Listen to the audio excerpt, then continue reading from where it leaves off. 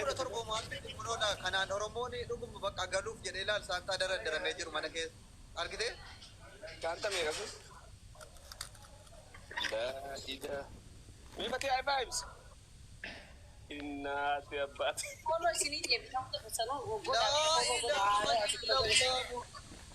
Anessa si saantaa nagaduu jalqabne Taka lama sadi afur shanja. Fatih masukin badan Nefra.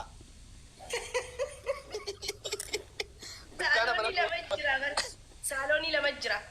Meeqa haalis gad dukkaan macam mana tu Nefra maal kau diam tu. Telaga asma karmane kan. Yo malet bete dukkaan badan tu ndese yo mesha naga si kanan. amma kana silaafu biyyatti yeroo tokkotti galfamu moo asuma teessee biyya arguuf saantaa isiin Tayyara fuudheem tun tayyara Oromoo wali gurtee kopha gootee fi tayyara kamitu shantaa dila kan humna isii fuudha. no akkuma Nafiisaa Abdullaakin fuudhee abiyyi dhufee fuuchuun oolu saantaa dhuunfaati intini xiyyaara dhuunfaatiin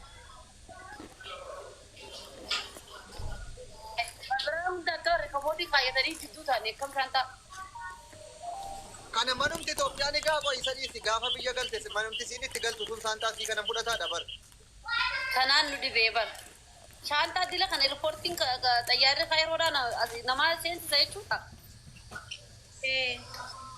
amma shakkineerra dhugaa dubbachuufaan silaa hin galti bakka beekaa firaankiin godhaa galaatiin jedhe madaan akka siin galaan jirre bareeraan saantaa 25 moo Guys, TikTokii kiyya kana follow godhaadha, follow naa godhaadha, rawaa follow godhaa guddaan irraa gubatee. bakka reefsa gatteefammas teefate innammaa kun isa sirriidha dhugaa akkanatti ummata kana guutuu intini goote saantaa 20 way bittee kaatee ummata kana akkana gochuun kennaa ta'eeraan. Adonai makina Adonai furate ana furachuu qabatti. Wallahi ummanni la ilaha illallah nama kuma meeqa shawwadde fatiha dhugaarratti.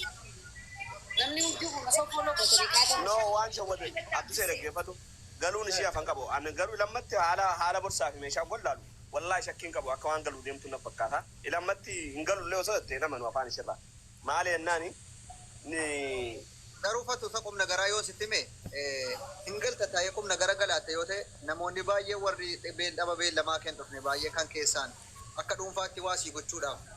Wanti dhaaran shakkii keessa galuu danda'u dha shakki. Dhuguma hin galti moo hin galtu ni harka. Nama baay'eetu abdusi ani geemii siin dhayne kunoo birrii 30 of qabeef hin jira. 40 galchuuf. Ani kunoo abdusee kunoo ilaal waa wayisii agarsiisa qoy abdusee. Wallahi qubna gara yoo galaate ta'e firankii kanaan godhin namni shakka diyaaspooraan immoo dhuguma si'a waan ittiin galle faasi'a. Oromoo dhugaa rabbii siinisuma qoosaatuma kolfaatti malee hin galti. Waan sila waadaa galtaniif. Fatih tikeeta fidumee tikeeta bira dhaabbadhaa.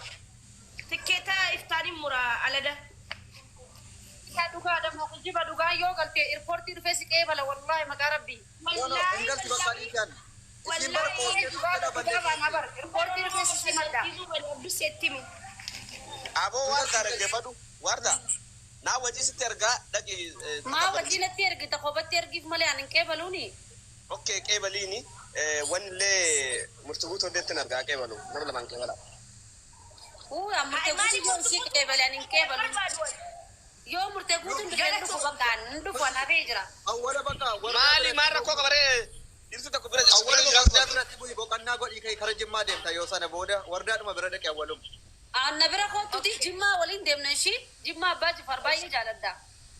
Baay'ee. Akkas wayya dhugaa rabbii achitti iraftii fudhatu. Anaa ispoonsara sii taalaal. Xiyyaaraan deemtee barbaachisaa ta'e iyyuu. Xayyaaraan deemna yoo feene. Aw wajji sitti saamee yaa warda argaati yaa. Anna irraa dhugaa dhagaa yoo ishiin kajibu jiraatte malee inni humna ture an dhugaa haasaa jira. Sireesii Fati. Sireesii Warri kaayiroo garuu boodoroftaa qabaa wanti weerarumshaa na goota.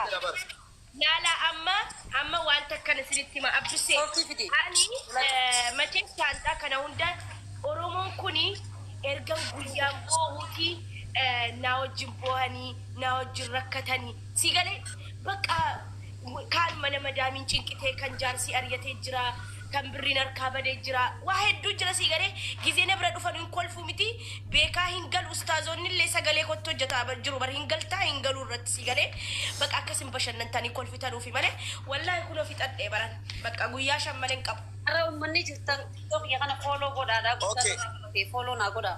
Okay Fatih dhaggeeffadhu warda waadadha. Dhugaan siinjaa taqabbalii Intaa bishii ibsaati maal gargaartame? ammoo. Ani achi ishii fuudhee Okay. ishii fuudhee waan isiin feetu nin godhaaf ati yoo maal gargaartaan? Okay. Waan gargaaruun silaa manni kiyyallee galchannaan deddeebi kiyyattiin galchatte rakkoon qabu wanni an gargaaru san duumaa wal mari'anne dhageesse hoggaa ati ishii fuutu. Maali asirra waan gargaartu himii firee maallaqa ta'uu maal qarshii kudhan hin taane yoo mana kan kee jaarrachuu jirtu sanillee nin beekaa mini geessuu danda'an. Jechuun mana keessa ama tokko mana keessa galee naani mana jaaramu jiru. Mana ona kan kee adatu si ijaarata. Manni jaarramee barra. Jaaramee barra siraamikumaa fi bareedu. Okay. Laa sanuma keessa ta'e. Manni jaarramee mana bareedaa jaarratu jira kilaasii lama irraa sii kannellee ani meeshaa cinaa itti sii bita.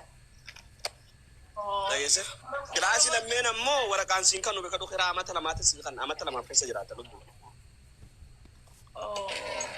Yoo adaamaa jiraachuu feetu. Yoo adaamaa jiraachuu. Kanaan akka taate saggattee waan ta'e wayii keessa seentee lafa mana xiqqoollee taatu fudhachuu qabda. Jimmaa keessaa isa ta'u bakkuma ta'eyyuu cal jettee ilaaleen girgirrii miidiyaa kana fayyadamuu qabda. Feemasnish biyya galtee cal jettee dhokattee dhayitee niitoorkii irraa baddee dhokatta taanaan hin ta'u.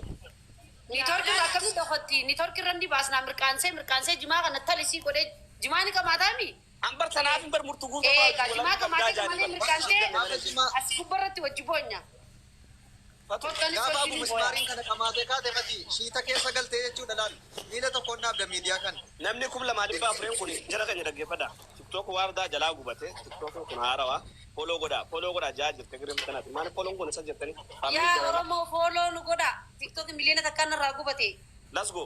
Foloo godhaa. Foloo godhaa mee namni TikTok kun beektii mimee yaadsa. Fatiyaa yoo Itoophiyaa galtee naaf waarda irra dhiisaa tokko keessa hin yaadina. Wallahi Fatiyaa yoo biyya galtee narra dhiisaa. Waan ishiin feetoonaa bira dhaabbata yoo booda gaarabshaa.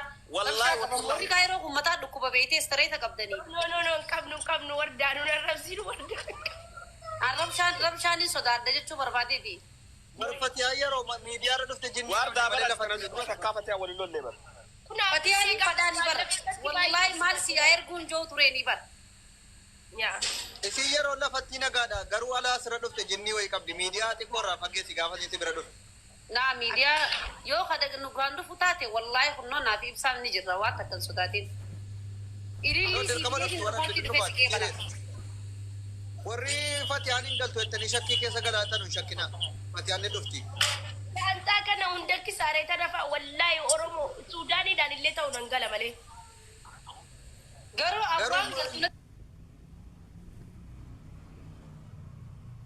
fakkaatu. Ara fooloo naa godhaadhaa TikTok kana fooloo godhaadhaa. Coggaarraa na dhukkube coggaarraa kan keetu hin daaku waan ta'eef biyyan galtu naan jedhanii sun maal jechuudha Fatiyaa qoye. Oromoon kolbisiise. Takkala coggaarraan biyyan galchuu biyya galchaa bara coggaarraa.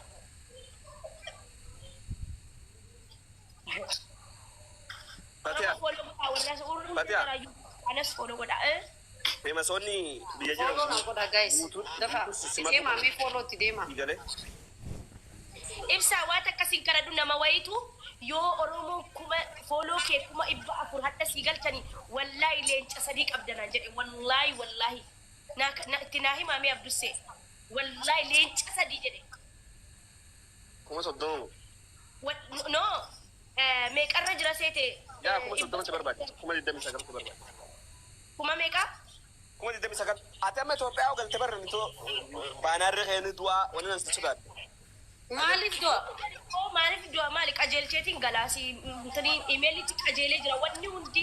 Baanaarri keenya du'aa namni si ilaalu dhugaa jirtu sitti mara geeffadhu. Ati rakkoon natti nimiin bannaati dhiisii baga bahee habadu kaa Itoophiyaa galu malee wanni badee habadu. Rakkoon natti nimiin. Fooloo naa godhaa hundi keessanuu. Haa ibsaa maaliif Itoophiyaa tan akkamiin laaltan koo isiin? Awwaan dhugaa sitti mujjira dhaggeeffadhu waarda yoo qabsoote akka. Nutu keessuma jirraami kunoo.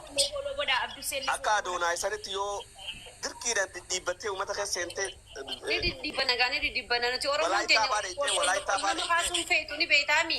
Oromoon teenya gasti qabuu feeti si arrabsuu feeti sokomatti ol siin kaastu. Yoo gongora kee xiqqoo sirratti galchitu gongora sanii sokomachaa oolani. Niin saggata gaafa biyya galu niin saggata. Kottu hojii saggatanaa bakka eessa deemee saggatu. Wallahi wallahi hanga Oromoon safuudha jettutti saggata. Garuu fatee wanta akkasitti mana famasa ta'a feemasa baramma maalirraa saggattati. Amma kottu ati gisee dhufte information daleedaa beeksisa garagaraa hojjettaa beeksisa daleeynashii Ayyee. beeksisa daleedaa deemtee biyya garagararra deemtee biyya daawwattee ganaa dhuftee asitti numaa hundaa miskiina gargaartaa'u. Ishii atummaan qabdu.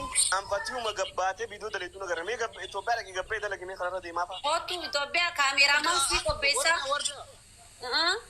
Warda. Ooy. Ayidiyaa takkaan jirre fidee dhiqaate maaliifi Fatiyaa imimmaan dafee qaba waan ta'eef nama miskiina gargaaraa yeroo ajaa'ibaatti uummata kanaan ni gosa. Miskiina gargaarta.